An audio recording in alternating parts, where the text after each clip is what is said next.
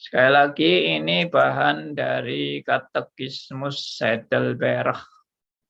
Ya, apa itu Katekismus Heidelberg dan dari mana asalnya dan siapa yang buat dan kenapa pakai nama Heidelberg? Semuanya lihat saja di Google. Ya, kita punya yang setia sekali. Selalu mau menjawab pertanyaan kita, namanya omnya namanya Google. Ya, cari aja Katekismus Heidelberg.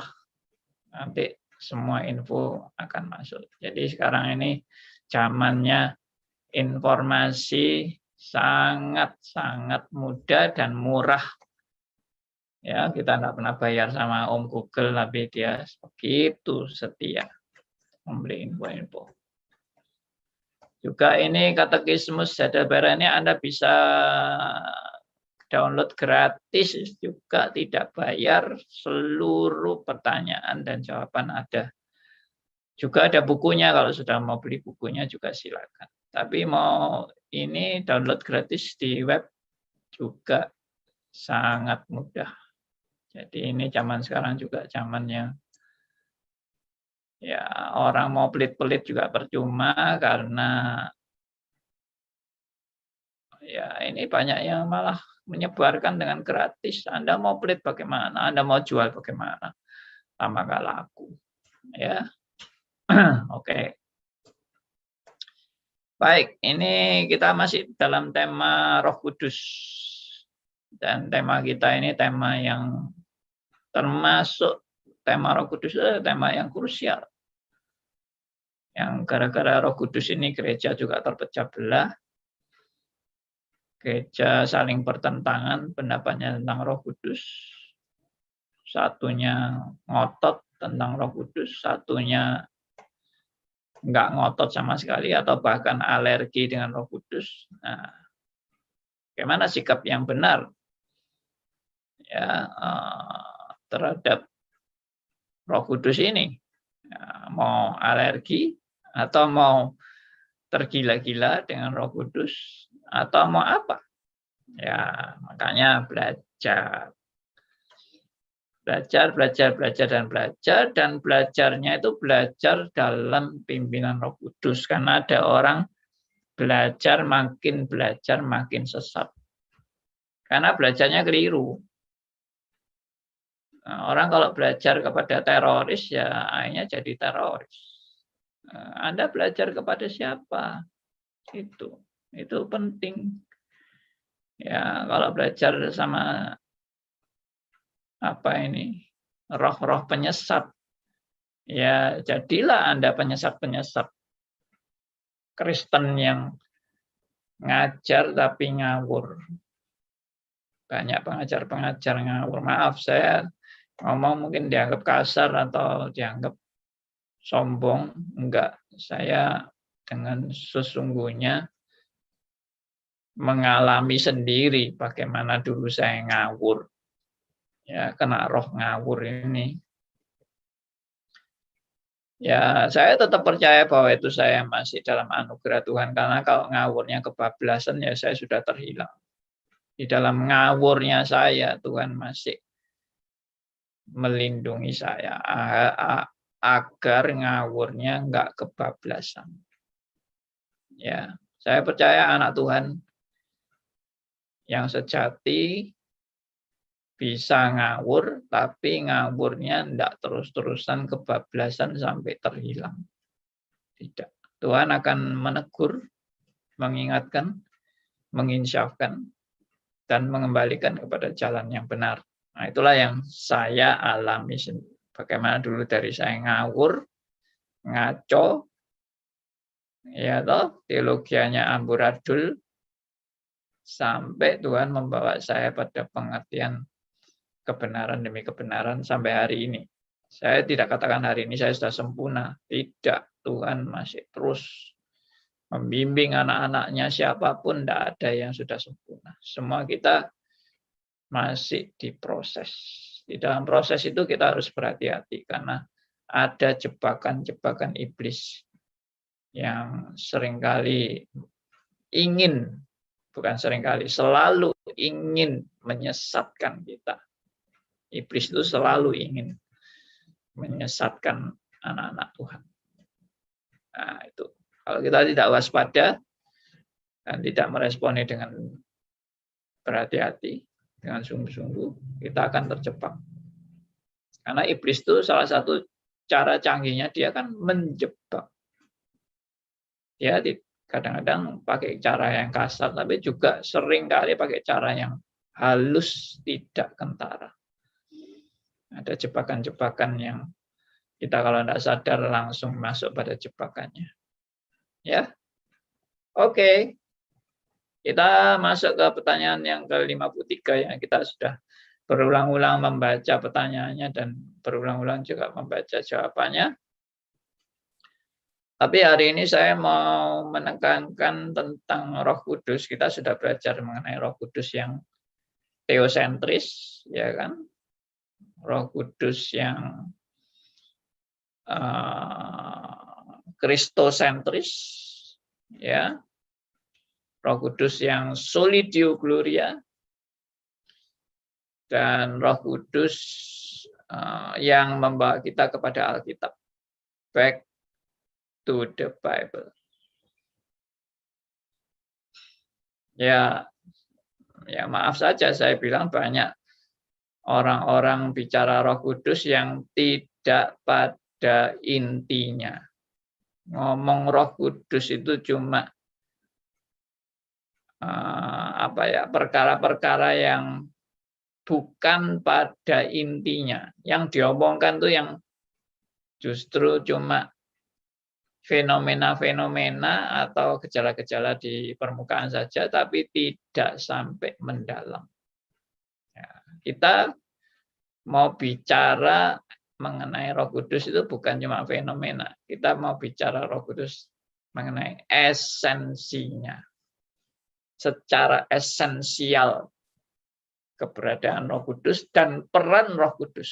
Bukan hanya fenomena. Fenomena itu adalah misalnya mujizat itu fenomena. Bahasa roh itu fenomena. Itu bukan tujuan. Anda kalau nggak terima dengan omongan saya, silakan ikuti sesi bahasa roh di YouTube Stris Ngagel.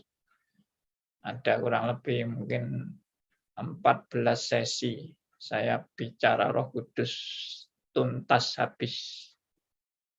Yang nggak terima, silakan belajar dulu baru ngomong. Jangan langsung nentang-nentang saya. Belum belajar sudah nentang-nentang. Tanya boleh. Tapi jangan bersikap belum sudah menghakimi atau menjudge atau merasa semua yang saya omongkan ini ngawur. Enggak. Saya sekarang sudah tidak seperti dulu. Dulu ngawur. Sekarang ngomong harus bertanggung jawab. Tidak boleh ngomong ngawur. Dasarnya juga harus jelas. Belajar dulu baik-baik sebelum kita berani mengajar orang lain.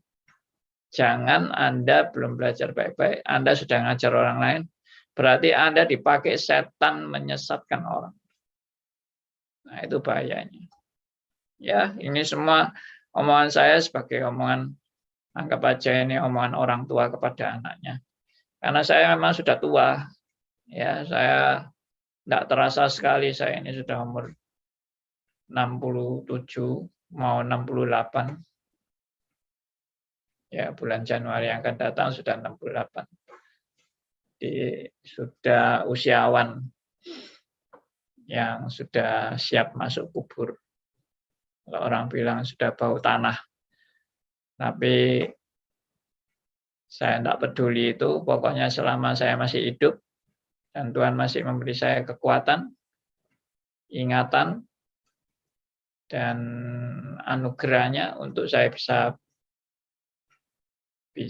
mengerti firman dengan benar, saya akan membagikan. Ya. Banyak orang bilang ikut Stris, saya sudah tua, saya sudah tua. Nggak ada alasan, saya sendiri juga tua, saya bilang. Teman-teman saya, waduh aku sudah tua, aku sudah banyak lupa. Enggak apa-apa, saya bilang sama, saya juga sudah tua dan saya juga pelupa. Tapi untuk firman, heran ya, Tuhan mengingatkan saya. Tidak lupa-lupa dengan firman. Itu suatu keajaiban. Yang lain suka lupa, firman diingatkan Tuhan. Bukan saya orang cerdas, tidak. Saya orang biasa aja. Oke, kembali. Baik, jadi yang mau saya tekankan hari ini tentang Roh Kudus itu adalah dalam konteks menuntun orang percaya kepada keselamatan. Nah, ini memang saya sedang bahas di grup diskusi tentang Arminianism vs Calvinism, dan sekarang membahas mengenai tulip. Dan tulip itu memang 5 point of Calvinism yang berkaitan dengan keselamatan. Ya, itu juga ada di YouTube dan sekarang sudah sesi ke berapa itu? 34 atau 35. Saya tidak ingat. Ya, oke. Jadi peran Roh Kudus dalam hidup orang percaya yang menuntun pada keselamatan yang sejati. Ini jauh lebih penting dari kesembuhan, dari kekayaan jasmani, dari karunia-karunia bahasa roh dan sebagainya.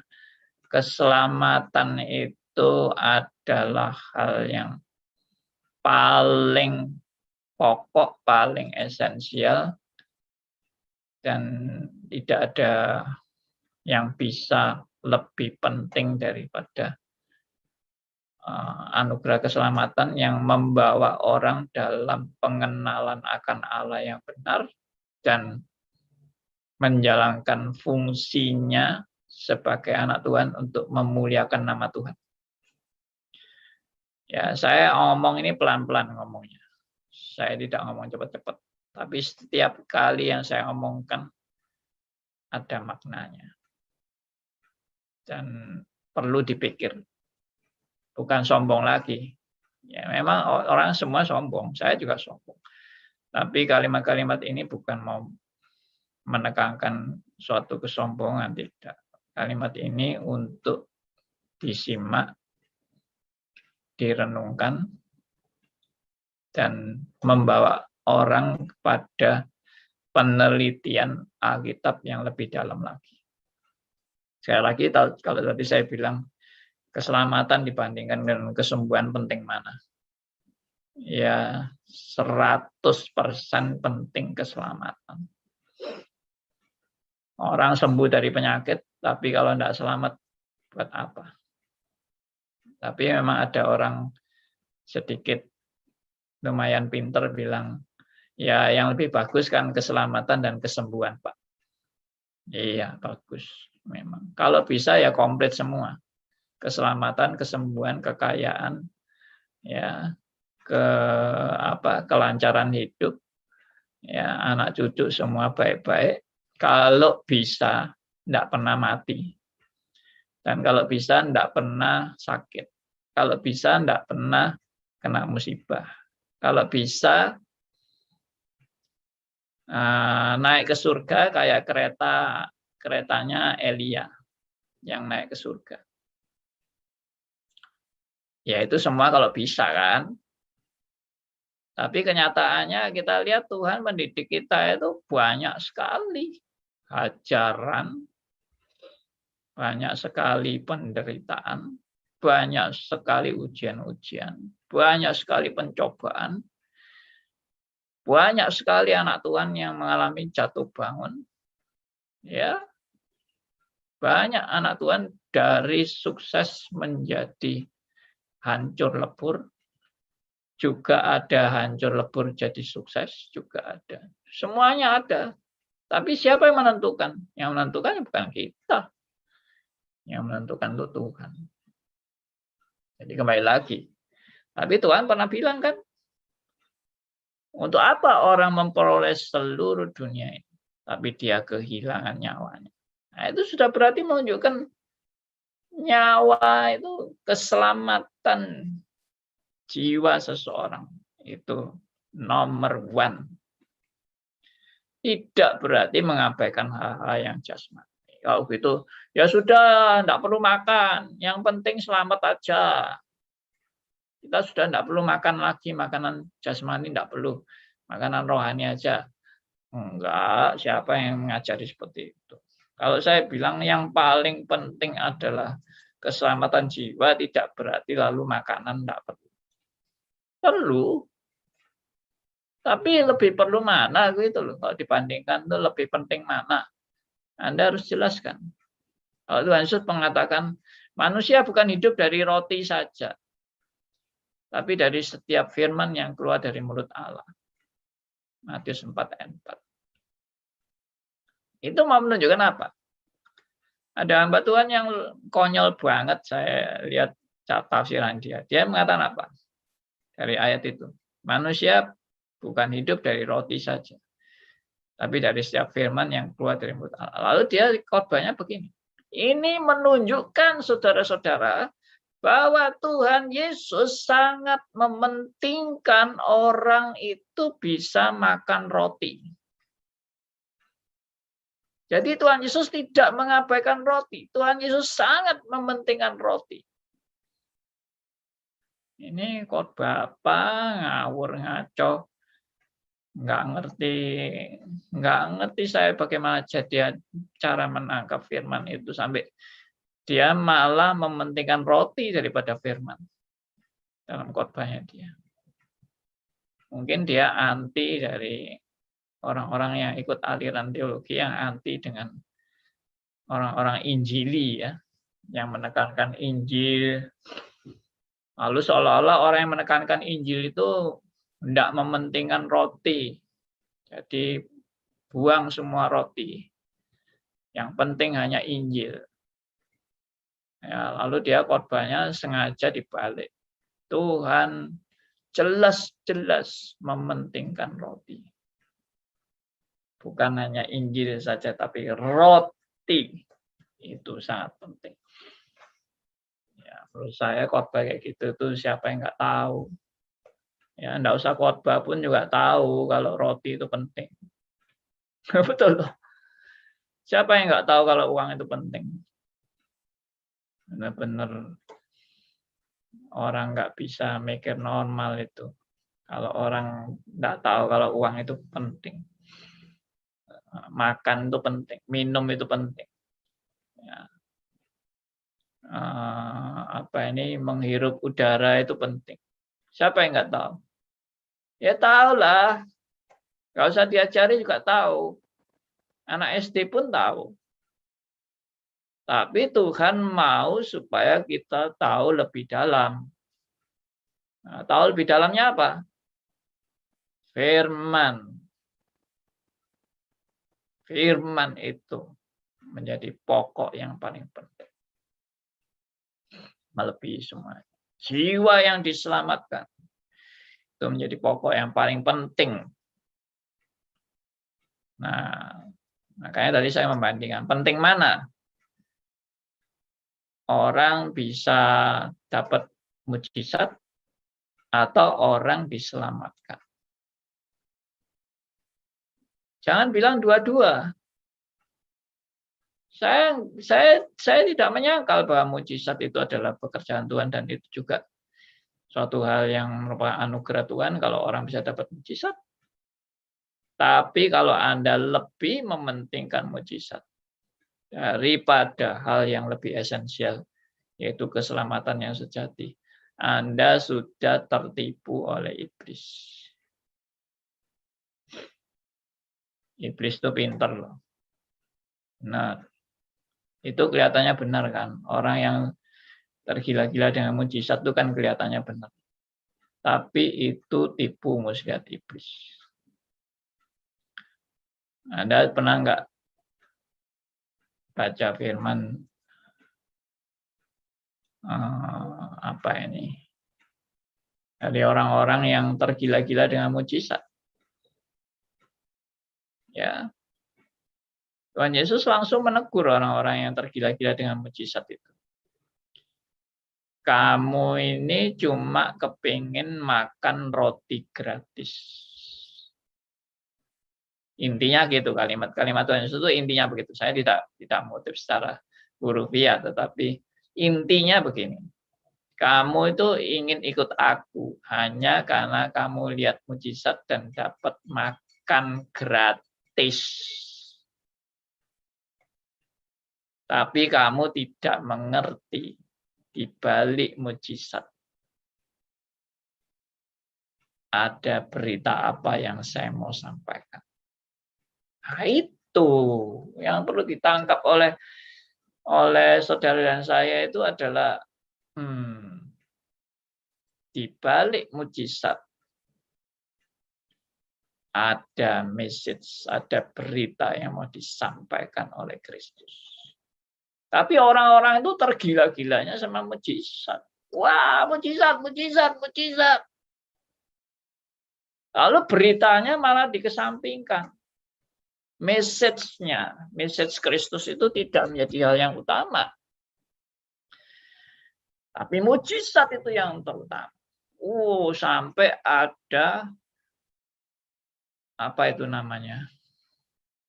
Festival mujizat. Festival kuasa Allah. Loh, ini mau bikin pameran atau apa tentang kuasa Allah. Ya, bikin showroom. Zaman sekarang kan zaman showroom. Ya toh. Yang di showroom yang ditonton apa? Mujizat, mujizat. Ya. Firman-nya menjadi dikesampingkan. Dan firman-nya ngawur. Mujizatnya ditonjolkan, firman-nya ngawur. Maaf, saya sekali lagi bukan mau menghakimi, tapi saya memberikan warning bagi penggila mujizat. Ya, ini peran Roh Kudus ini. Saudara jangan menganggap saya ini khotbahnya Pak Andi ini apa sih? Omongnya Pak Andi ini apa sih? Kok ngalor ngidul, nggak ada juntrungan. Ini bukan ngalor ngidul, ini bicara peran Roh Kudus yang terpenting. Mengantar Anda pada keselamatan dan bukan seperti iblis ingin menjebak Anda kepada fenomena yang cuma permukaan dari luar. Ya, Anda kalau tergila-gila sama mujizat itu kan sama dengan Anda sudah terjebak dengan fenomena kan. Itu yang saya pernah katakan. Orang kalau percaya hanya karena mujizat, begitu mujizatnya nggak ada, dia sudah nggak percaya lagi. Betul nggak? Dasar kamu percaya apa? Karena mujizat. Tuhan itu luar biasa, bikin mujizat. Saya ngalami luar biasa mujizat. Wah, saya percaya sama Tuhan yang bikin mujizat. Lalu begitu mujizatnya hilang bagaimana? Percayamu ikut hilang kan? Nah, itu yang saya maksud. Mari kita kepada hal yang lebih esensial. Yang membuat kamu percaya itu bukan mujizat. Salah 100% kesimpulannya. Yang membuat kita percaya itu bukan mujizat. Yang membuat kita percaya itu Roh Kudus. Saya pernah juga mengungkapkan mengenai ada orang yang lihat mujizat terus, tapi tetap keras hati. Siapa dia?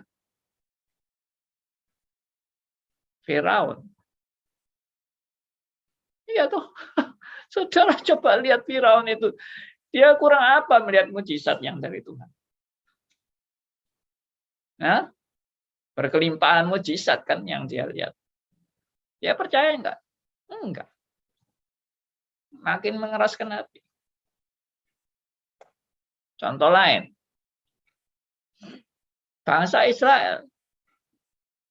Dari perjalanan dari Mesir menuju ke Kanaan, tiap hari lihat mujizat. Mana turun dari surga. Tiang awan, tiang api. Ya. Selain itu, banyak mujizat-mujizat lain yang ada. Musa mengeluarkan air dari batu dan sebagainya. Laut terbelah. Kurang apa mujizatnya itu? Tapi bangsa Israel terkenal apa? Tegar tengkuk, keras kepala, dan tidak mau percaya. Nah, itu menunjukkan apa? Menunjukkan kalau orang tergila-gila dengan mujizat, itu tidak merupakan jaminan dia sudah dalam kebenaran. Bahkan bisa malah dia dalam kesesatan. Ya itulah pelajaran yang seharusnya kita dapatkan dari firman.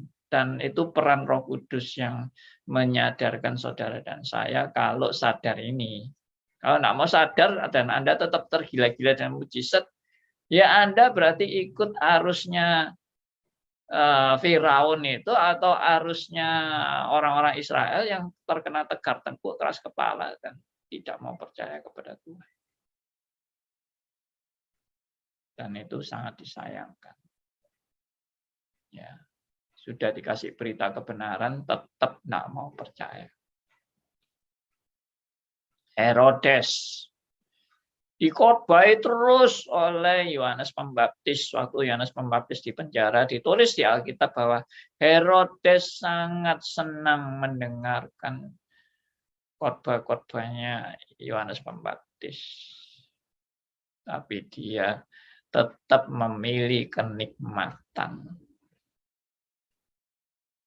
Dengar khotbah pun, kalau tidak ada Roh Kudus, sama sekali tidak berguna. No use. Ya. Tidak berguna sama sekali. Nah, jadi peran Roh Kudus yang membuat orang percaya itu sangat krusial, sangat penting. Dan saudara harus sadar, saudara bisa percaya itu bukan karena pilihan Anda. Anda bisa percaya itu karena anugerah Tuhan. Itu Roh Kudus yang mempersiapkan kita datang pada keselamatan. Itu yang tadi saya bilang amat sangat penting. Dan setelah datang pada keselamatan bagaimana? Roh Kudus tetap memimpin saudara dan saya dalam proses pengudusan. Jatuh bangun Anda, pengenalan Anda akan Allah, pengenalan Anda akan firman, pengenalan Anda akan hajaran-hajaran Tuhan yang tiap kali Anda jalani dalam hidup Anda, itu adalah Roh Kudus yang menuntun dan membimbing Anda. Karena tanpa Roh Kudus, pencobaan-pencobaan itu akan membuat Anda binasa. Tanpa bimbingan dan pertolongan Roh Kudus, Anda mengalami masalah hidup, mengalami problema hidup, atau mengalami kesuksesan, mengalami kemenangan, mengalami kekayaan, kenikmatan duniawi, semua akan membawa Anda kepada kebinasaan tanpa Roh Kudus. Jebakan setan itu ada dua macam. Membuat orang itu sengsara di dunia, atau membuat orang itu menikmati kenikmatan dunia. Kalau dua-dua itu dipakai setan untuk menjebak manusia, dua-dua memang tujuannya untuk membawa orang pada kebinasaan. Bagaimana penderitaan membawa kebinasaan? Di dalam penderitaan orang bisa makin menghujat Allah. Tidak selalu penderitaan membawa orang pada pertobatan. penderitaan bisa membuat orang makin menghujat Allah dan makin tidak percaya ada Allah. Kalau Allah ada, tidak mungkin membuat aku menderita seperti ini. Kalau Allah ada, tidak mungkin orang-orang yang aku kasih mati. Allah itu tidak ada. Kenapa keluarga aku mati? Kenapa aku sengsara? Kenapa aku sudah berdoa tidak dijawab? Yaitu penderitaan membuat orang tambah murtad. Kalau kekayaan membuat orang tambah murtad, itu lebih mudah dimengerti. Makin nikmat dengan duniawi dan makin terjebak dengan kekayaan, kenikmatan duniawi. Sudah, dia tidak perlu Tuhan lagi, tidak perlu datang pada kebenaran, mencari kebenaran, tidak perlu. Kekayaan adalah segala-galanya bagi dia. Ya, kalau tubuhnya sehat, sudah, buat apa? Minta tolong sama Tuhan. Aku sehat, aku kaya, aku sukses, keluarga aku baik-baik. Nah, itu sudah makin menjebak orang untuk makin jauh dari Tuhan. Nah, itulah yang semuanya adalah peran Roh Kudus. Saya akan bacakan satu ayat sebelum saya serahkan kepada Bu Meta untuk kita berdiskusi. Ayatnya ada di Titus pasal 3 ayat yang kelima, ya. Mungkin tolong bisa dibacakan.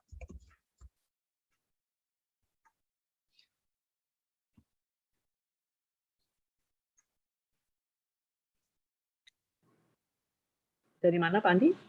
Titus 3 ayat 5.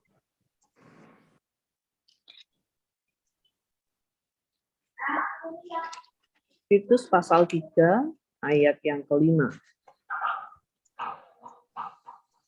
Ya, saya siap. Pada waktu itu dia telah menyelamatkan kita, bukan karena perbuatan baik yang telah kita lakukan, tetapi karena rahmat-Nya, oleh permandian kelahiran kembali, dan oleh pembaharuan yang dikerjakan oleh Roh Kudus. Ya, sebetulnya ini sudah lengkap ayat ini. Jadi waktu itu dia telah menyelamatkan kita, ya, Kristus menyelamatkan kita, bukan karena perbuatan baik yang telah kita lakukan, tapi karena rahmat-Nya. Dan rahmat-Nya itu apa? Oleh pemandian kelahiran kembali dan oleh pembaruan yang dikerjakan oleh Roh Kudus. Ini apa ini? Roh Kudus mengerjakan apa? Kelahiran kembali dan pembaruan. Ya.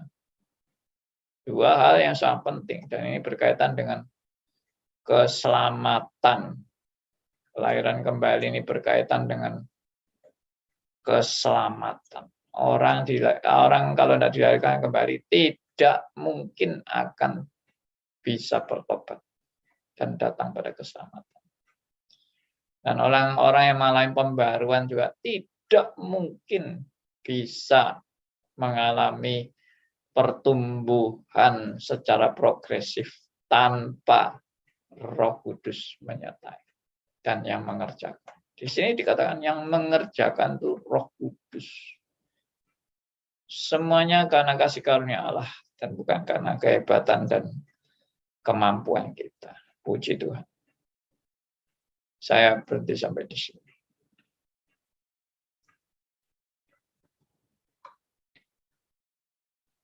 Silakan Bu Meta. Mic-nya. Ya. Terima kasih Pak Andi untuk penjelasannya. Kita masuk ke diskusi ya Pak Andi ya. Baik, silakan. Ya, silakan jika ada Bapak Ibu yang akan mengajukan pertanyaan, boleh untuk langsung menanyakan kepada Pak Andi.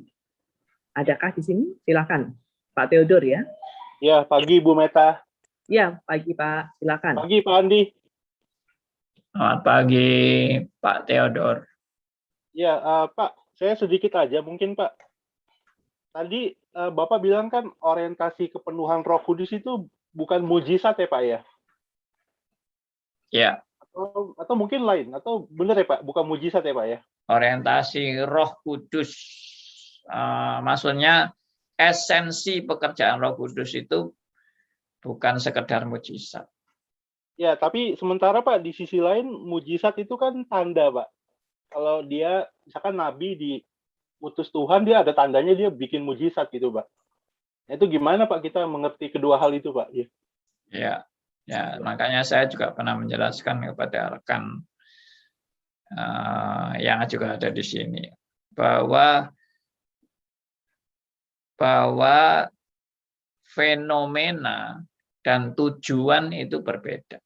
Makanya kita itu kalau belajar harus ngerti dengan benar. Fenomena dan tujuan itu berbeda. Kalau mujizat itu fenomena, tanda, entah itu tanda orang percaya atau tanda pekerjaan Roh Kudus. Dan itu merupakan tanda itu adalah suatu yang dipakai untuk menggenapi suatu tujuan. Jadi tanda itu bukan tujuan itu.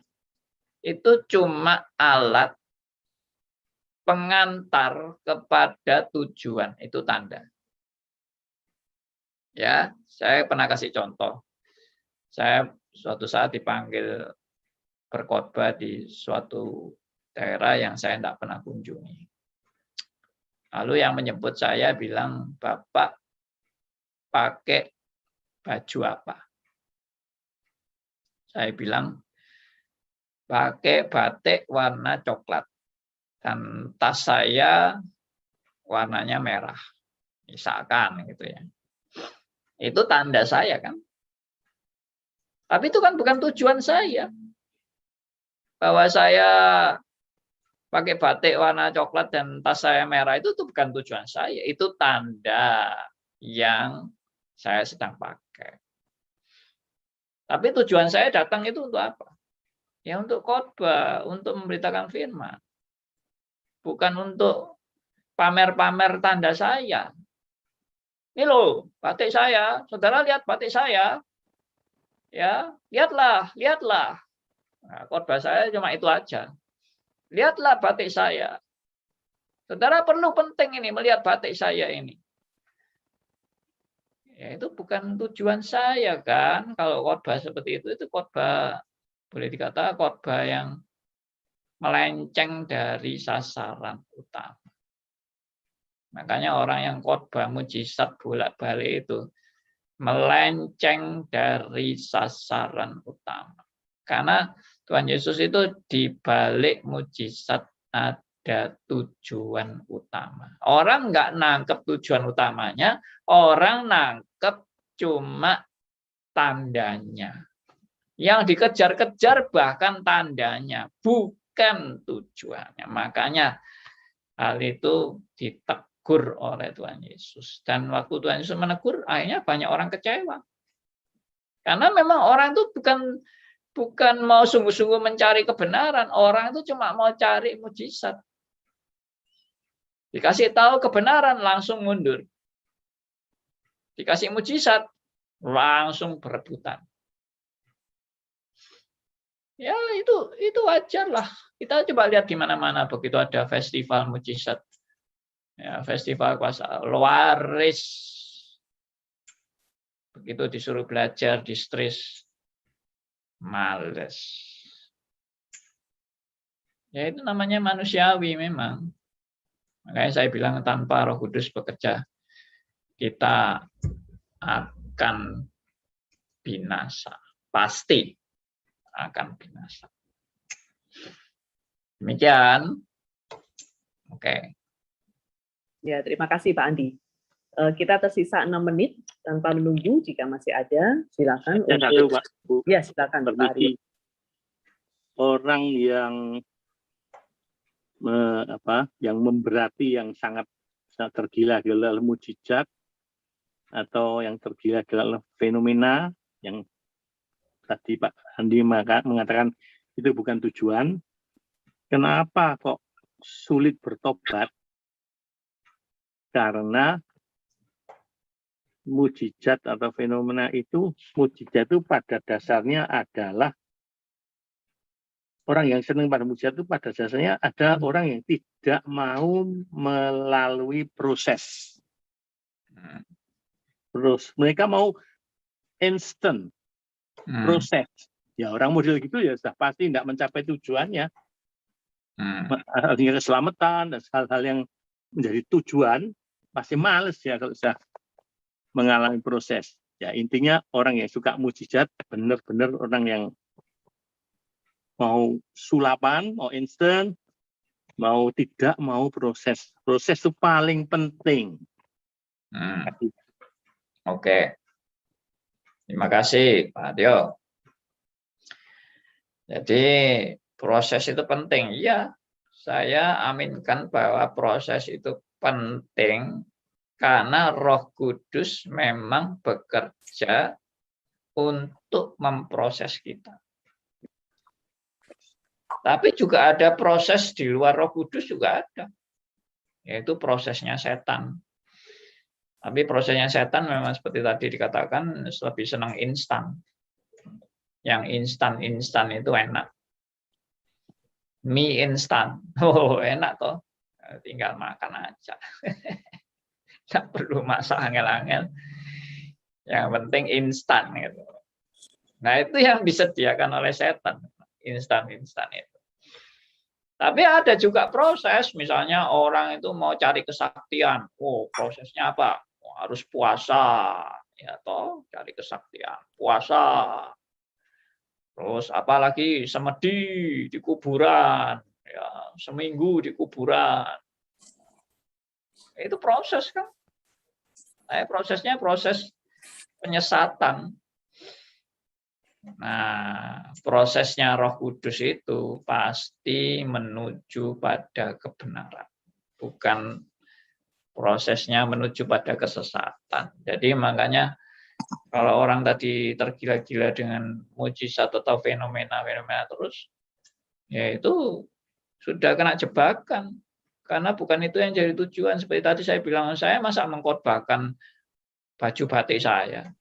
Saudara-saudara, saya ini pakai baju batik. Saudara-saudara, coba lihat, teliti baju batik saya. Nggak perlu Anda meneliti baju batik saya. Saya datang ke sini untuk khotbah akan firman Tuhan. Nah, itulah ilustrasi yang saya berikan dari orang yang tergila-gila sama mujizat, tapi tidak mau belajar firman baik-baik. Akhirnya ya kena tipu. Pendeta-pendeta yang cuma khotbahnya, khotbahnya enggak alkitabiah dan bahkan bertentangan dengan Alkitab. Maaf, saya mohon maaf.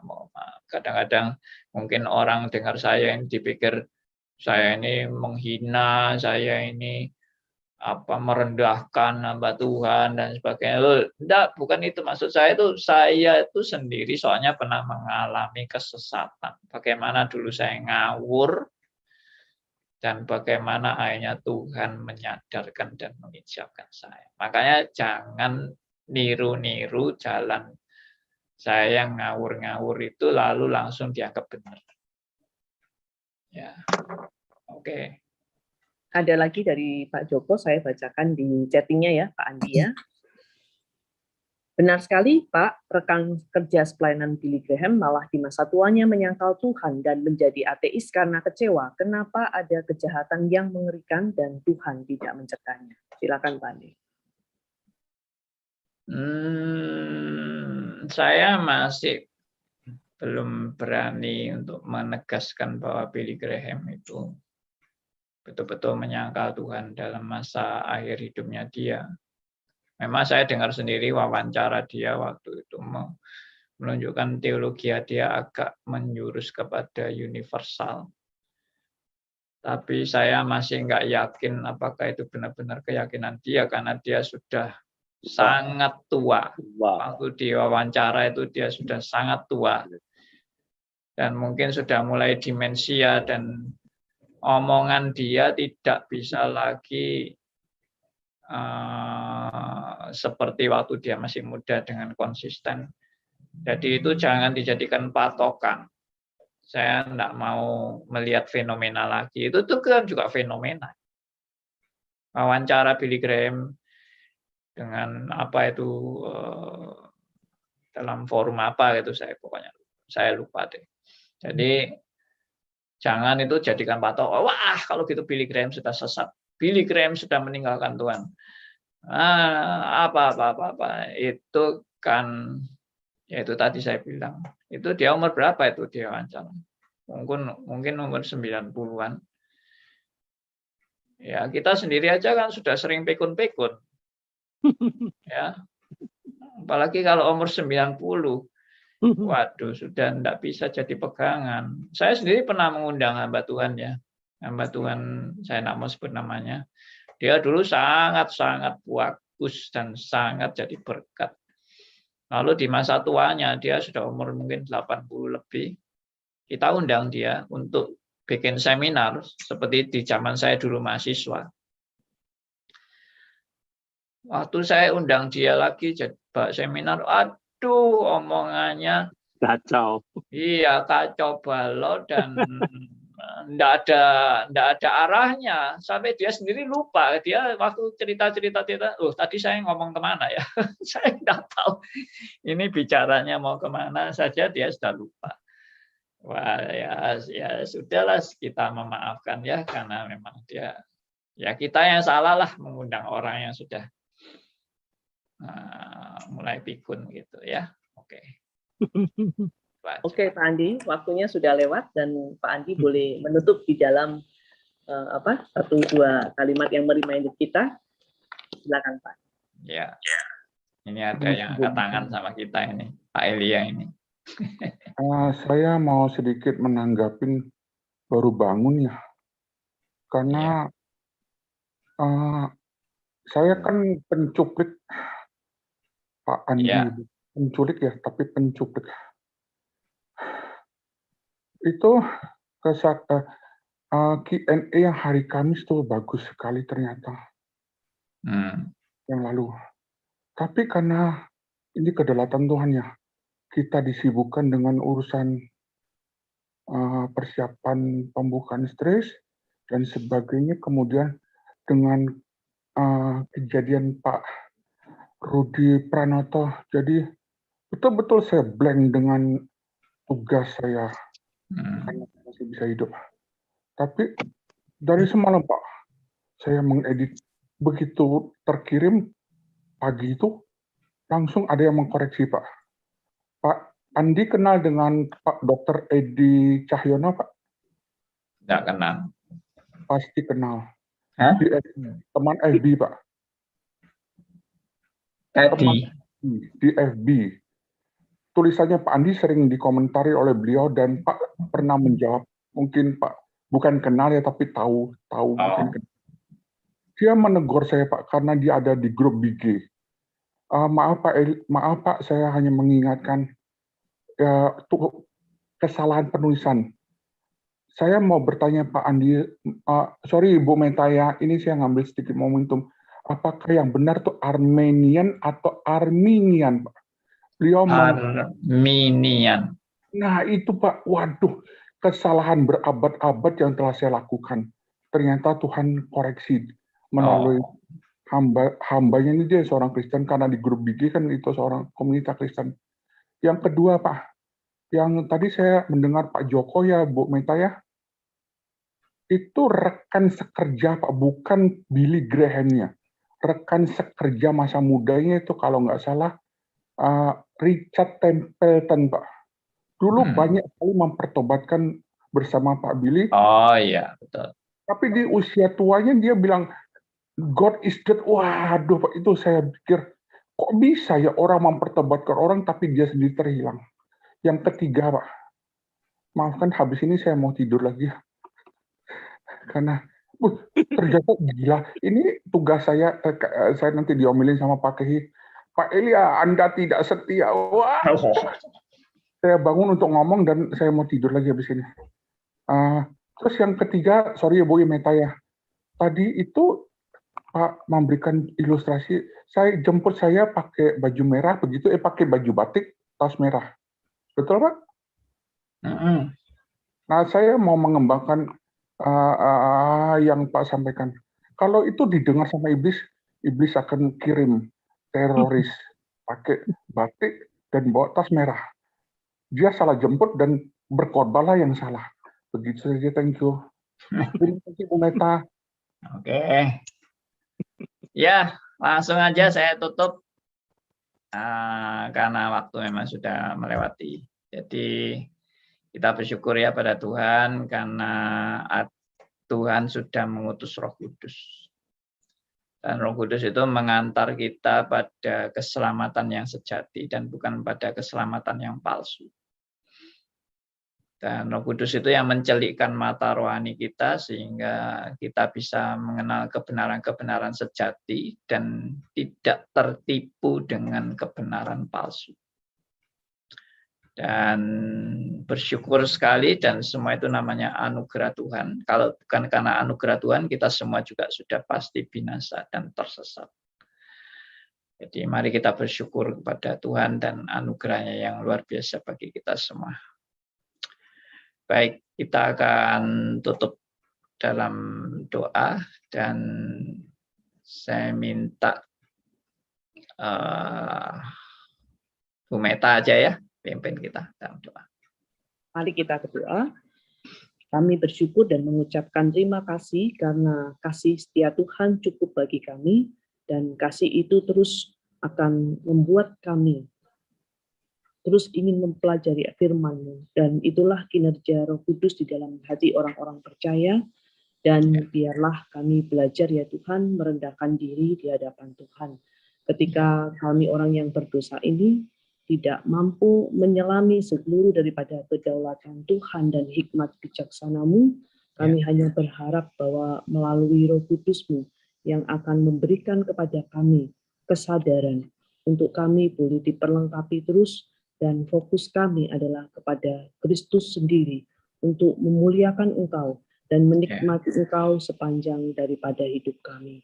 Kami bersyukur buat daripada RMC Today yang setiap hari Selasa dan hari Kamis boleh membawa kami untuk semakin mengenal Engkau lewat pelayanan daripada Bapak Pendeta Andi Halim. Dan biarlah Engkau memberikan kepada beliau hikmat bijaksana, kesehatan, dan kiranya satu kesabaran yang terus untuk boleh membimbing kami semua. Terima kasih Tuhan, jangan lewatkan kami yang ada di dalam Zoom ini maupun di YouTube untuk kami boleh mengingat firman-Mu dan belajar melakukannya di dalam kehidupan kami sehari-hari. Di dalam nama-Mu Tuhan, kami sudah berdoa dan kami mengucapkan syukur kami. Amin. Amin. Terima kasih Pak Andi. Terima kasih Meta. Teman-teman semua. Terima kasih Pak Yonatan, Pak Theodor, Pak Aryo, Pak Joko, Pak Gegi, Pak Liman. Terima kasih. Thank you.